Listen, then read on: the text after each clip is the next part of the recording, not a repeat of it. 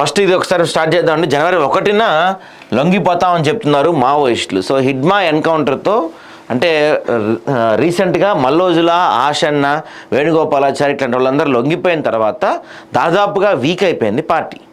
అంపస్ అయిపోయి అంటే ఇక చివరి క్షణంలో ఆల్మోస్ట్ ఐసీయూలో వెంటిలేటర్పై ఉన్న పరిస్థితి ఉన్న పార్టీలో హిడ్మా ఎన్కౌంటర్తో ఇక వెంటిలేటర్స్ ఇచ్చి కూడా ఆపేసినట్టు అయిపోయింది. దాదాపుగా ఇక దేశంలో మావోయిస్టుల్లో పెద్దగా చెప్పుకోదగిన నాయకులు ఎవరూ లేరు.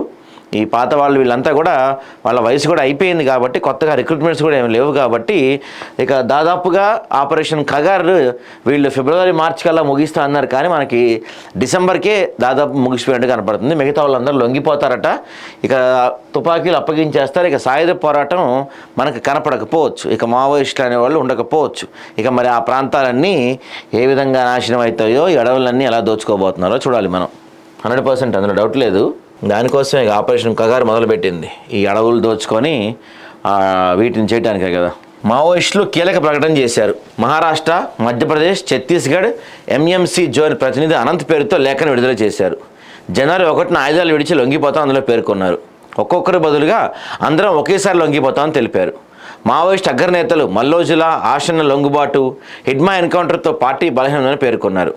మిగతా వారు లొంగిపోవాలన్న కేంద్ర విజ్ఞప్తితో ఈ నిర్ణయం తీసుకున్నట్టు వివరించారు. 2026 జనవరి 1న సాయుధ పోరాటం విరమించుకుంటామన్నారు.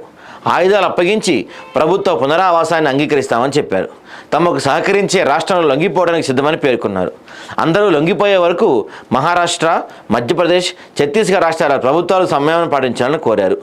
జనజీవన స్రవంతిలో కలిసేందుకు తమకు కొంత సమయం కావాలని గత వారం మావోయిస్టులు లేఖ రాసిన సంగతి తెలిసింది. అంటే వీళ్ళు ఇండైరెక్ట్గా ఏం చెప్తున్నారంటే మేము జనవరి 1తో వచ్చి లొంగిపోతాం, దాదాపుగా అందరం మీకు సరెండర్ అయిపోతాం, ఇంకా ఎన్కౌంటర్లు గట్రా చేయకండి, కొంత టైం ఇవ్వండి, 1 by 1 కాదు అందరం ఒకేసారి వచ్చి లొంగిపోతాం అని చెప్పి ప్రయత్నం చేస్తున్నారు. మరి ఇప్పటికైనా ఈ ఎన్కౌంటర్లు ఇట్లాంటివి ఆపుతారేమో చూడాలి. అన్ని దొంగ ఎన్కౌంటర్లేగా చేసింది ఇప్పటివరకు.